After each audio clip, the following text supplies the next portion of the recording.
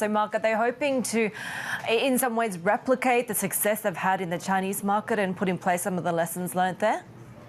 Yeah, thank you for having me. That's exactly right. As you know, China went from being a small portion of Apple's overall revenue to really this hypermarket, which now brings in over $75 billion a year annually, right, for the company. That's nearly a fourth of its annual revenue, right? And if Apple wants to see long-term growth, they're going to need to grow and invest in new regions. And the key one for them, of course, as we're discussing, is India, right? Smartphone penetration, 5G penetration, Apple product sales are very comparatively low there, right? Sounds like a bad thing? It's actually a good thing. That means they have a lot more to grow there and sell into a whole new nation with, well over 1 billion people, right? So this is something they're really focused on. They're now making India a dedicated sales region, separating it from Europe, separating it from Africa, the Middle East, the Mediterranean, making it its own thing in order to give it more prominence inside the company. It's really indicative of how important this market is going to be to the future of Apple.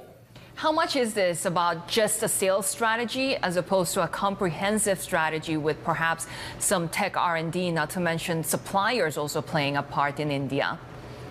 This specific news that we're talking about today, this is very much in terms of sales, introducing new products, and launching new initiatives in the country.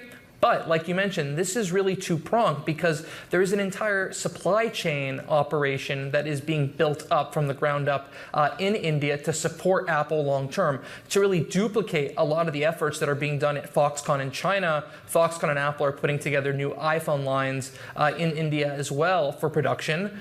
India is also key to some new Apple offices.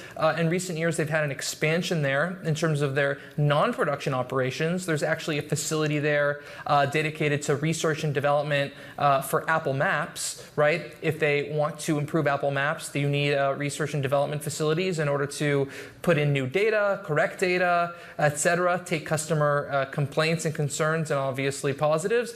And they do a lot of that in Hyderabad, India at this point as well.